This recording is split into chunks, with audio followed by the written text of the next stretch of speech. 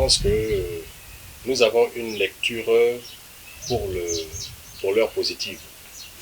Depuis l'avènement du comité de transition pour la restauration des institutions après le coup d'État qui s'est transformé en coup de libération, donc une libération populaire, les populations gabonaises ont été massivement portées par le travail que le CTRI accomplit en ce moment. Et en ce qui concerne Mimvoul, dans son entière généralité, Mimvoul, comme le reste du pays d'ailleurs, est en phase actuellement avec le CTRI et les avancements qui sont opérés ici et là, tant sur le plan éducatif, le plan santé, les routes que vous voyez qui sont en perpétuel, en constant chantier, les routes qui n'existaient pas sont en train d'être reconstruites. Nous avons le retour à la bourse au Gabon.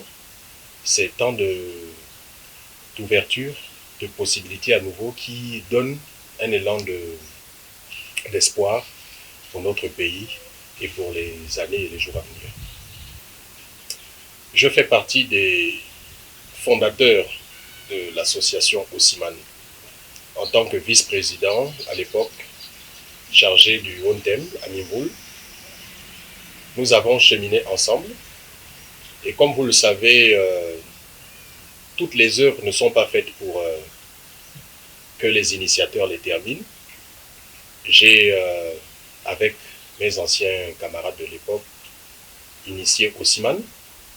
Et au fil du temps, au fil du chemin, il y a eu pas mal de divergences d'opinion sur certains points qui ont conduit à ce que, en bonne intelligence, nous décidions de chacun essayer de voir quel est le couloir qu'il peut le mieux prendre, tout en restant dans notre objectif principal qui est de soutenir le chef de l'État, de soutenir le CTRI, de faire en sorte que le Gabon tout entier retrouve ses lettres de noblesse et que nous nous retrouvions dans le concert des nations comme un pays qui renaît de ses cendres, si je peux dire ainsi. Alors comme vous savez, on ne naît pas forcément homme politique, mais on le devient. Au regard de l'actualité, au regard du bien vivre ensemble, au regard de toute la sociologie et tout ce qui comporte l'environnement dans lequel on vit, on décide ou non de s'investir en politique. Ça a été mon cas en 2018, avoir commencé en 2018. Et je me suis imprégné de la misère du département du Haut-Tem. J'ai fait une candidature investie par l'Union nationale, où je suis sorti deuxième, devant le parti à l'époque au pouvoir, le PDG, où régnait en maître un ministre. Je suis arrivé, comme je vous le disais, deuxième, et personne d'autre n'a atteint 10%. Pourtant sans moyens, mais avec 3 jours de campagne, parce que j'avais l'amour de ce que je faisais. Après ces élections, je ne me suis pas arrêté là. J'ai commencé à distribuer des bourses dans les lycées de Mimvoul, à partir de 10 de moyenne, 10 uniquement. Tous ceux qui avaient 10 de moyenne, Maël Nkogé allait, dans ces lycées-là, distribuer de la bourse. Nous avons construit des églises, nous avons construit des corps de garde avec télévision solaire. Nous avons essayé, avec les moyens qui sont les nôtres, aussi infimes qu'ils soient, d'apporter une petite pierre à l'édifice, à la contribution et au développement des Mimvoul. Ce qui ne nécessite pas forcément de gros moyens, mais nous le faisons avec le cœur. Alors, l'avenir politique de Mimvoul, tel qu'il est en train de se dessiner aujourd'hui, est inquiétant. Pourquoi je le dis? Parce que nous nous retrouvons aujourd'hui comme un département qui vit sous le dictat. Alors que Mimvoul, le département du Haut-Tem, est un département comme tous les autres départements du Gabon. Le Gabon comporte 9 provinces. Dans ces 9 provinces, il y a des départements, il y a des démembrements. Mais on constate avec ahurissement et avec beaucoup de désolation qu'il y a des dessins qui sont faits de manière à ce que certains départements, plus que d'autres, cherchent désormais à tirer des ficelles. Ce qui ne serait pas acceptable parce que les gens doivent comprendre qu'en 2025, après le coup d'État, les choses ont été remises à plat. Et donc, Mimvoul, dans son entièreté, doit régler ses problèmes par les Mimvoulois. Non pas par des personnes interposées qui viendront simplement, comment dire, excusez-moi du terme, mettre des pantins devant la scène, alors que ces personnes-là, en réalité, ne viennent pas pour défendre les intérêts de Mimvoul, mais plutôt défendre les intérêts des personnes qui les auraient envoyés.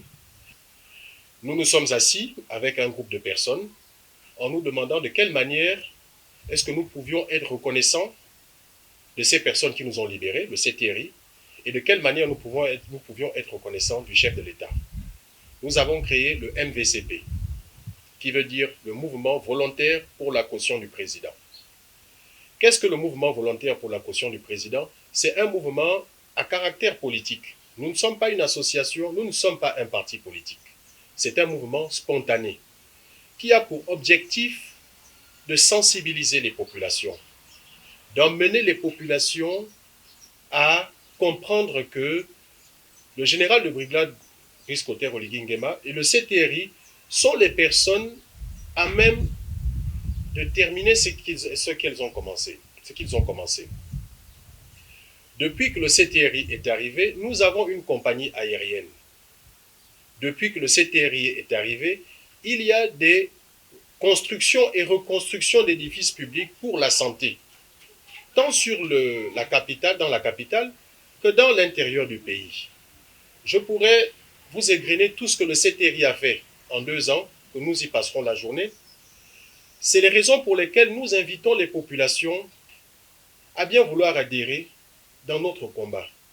Nous avons commencé et nous avons lancé la première sortie le 1er décembre 2024 à la grande sortie, à la grande salle de la Chambre de commerce, où nous avons fait salle comble pour simplement demander aux populations en phase avec le CTRI, en phase avec les changements actuels, en phase avec la politique que le général de brigade met en place, de nous aider à l'accompagner en cotisant à hauteur de 100 francs.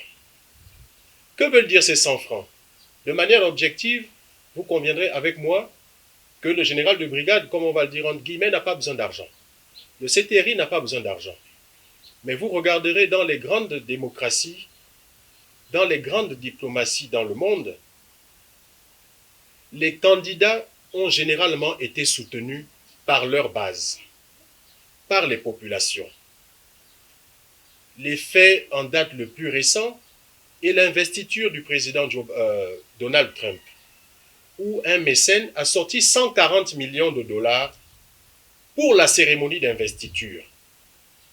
Quand on sait que 100 millions de dollars font 70 milliards de francs CFA, nous demandons aux populations simplement de faire cette caution morale envers le président de la République. Parce que lorsqu'un groupe de personnes se réunit, 10, 15, 20 personnes qui ont un peu de moyens et qui disent « on va cotiser 20 millions pour le président », ça n'a pas le même impact que lorsque le peuple souverain décide de cotiser pour un candidat. Si nous atteignons 100 000 Gabonais, avec 100 francs, nous avons 10 millions. Nous ne cherchons pas de l'argent, à proprement dit, mais nous cherchons la symbolique, que les Gabonais en eux-mêmes, lorsqu'ils donnent ce franc symbolique-là, se retrouvent en Brice Clotaire Oligui Nguema, se retrouvent en la politique du CTRI. C'est de cette manière que nous, Mouvement volontaire pour la caution du président, nous avons décidé d'accompagner le président. Le 16 novembre de l'année précédente, 2024, j'étais à Dakar. Je suis arrivé au lancement des campagnes législatives et locales. Et le président de la République, avec son Premier ministre actuel, ont un parti qu'on appelle le PASTEF, ont décidé, pour le meeting d'ouverture, de le faire à Dakar Arena, qui se trouve à une 50aine de kilomètres de la ville. J'ai pris le bus et je suis allé à Dakar Arena. J'ai payé 5 000 francs d'entrée. Mais ce n'était pas tout. Les personnes qui étaient arrivées, parce qu'ils ont fait salle comble, les personnes qui y étaient arrivées, ne trouvant pas de place, ont décidé de cotiser à moitié pour assister au parking. pour soutenir la candidature du PASTEF et de ses potentiels candidats. Je suis rentré conforté dans l'idée que l'Afrique est en train de changer. Les mentalités sont en train de changer. Les t-shirts qu'on donnait, les sandwichs qu'on donnait, les 2500 ou les 5000 qu'on donnait à l'époque au Gabon, il faudrait qu'on les change. Si les populations, à leur tour, peuvent être reconnaissantes de celui qui a libéré le pays de 50 ans de dictature, de pillage, de vol, en donnant simplement un franc symbolique, nous passerons de peuple kunabéliste à peuple visionnaire. Lorsque vous envoyez un enfant à l'école, vous payez sa scolarité. Vous envoyez un enfant à l'école, vous misez sur lui, parce que vous attendez non pas à ce qu'il vous le rende, mais qu'il soit quelqu'un de demain. Lorsque les populations sortiront ce franc symbolique-là, parce qu'elles ont déjà commencé à le faire, vous avez vu à la Chambre de commerce, nous avons pu pour cette première sortie récolter 548 000, ce qui n'est pas rien. En une première sortie, nous allons nous étendre dans le Grand Libreville, dans les provinces, pour sensibiliser le maximum de personnes. Ce que nous allons trouver, nous irons vers le président de la transition, le président de la République, en lui disant, Monsieur le Président, voici humblement l'espérance des Gabonais. Vous avez ici le franc symbolique de la femme qui pêche, de la femme qui coupe le nkoumou dans le Haut-Ogooué, du pêcheur de Mimvoul. Vous avez ici le franc symbolique de celui qui cherche l'or à Makongonio. Vous avez ici le franc symbolique du chômeur. Vous avez ici le franc symbolique des élèves à qui vous avez redonné la bourse qui ont 18 ans. Qui, dans sa bourse, a enlevé 100 francs pour dire « Je suis quand même reconnaissant de celui pour lequel je recommence à percevoir cet argent-là. » Ce condensé-là, réuni, nous le présentons au chef de la transition, au président de la République, pour lui dire « Monsieur le Président, voici les attentes des Gabonais, sans plus ni moins. » C'est pour cela qu'à chacune de nos tournées, nous avons contracté un huissier de justice pour qu'il fasse un bilan exhaustif, un bilan clair de ce qui est sorti. Avec ce franc symbolique, 10 000 Gabonais, si on arrive à atteindre 100 000 Gabonais, nous avons la caution du président. 100 000 Gabonais. Est-ce que vous pensez, en homme politique, au regard de ce que nous assistons, que cette pièce-là nous appauvrirait, que cette pièce-là ne peut pas faire de notre candidat le président de la République? C'est un appel solennel que nous faisons pour ce franc symbolique.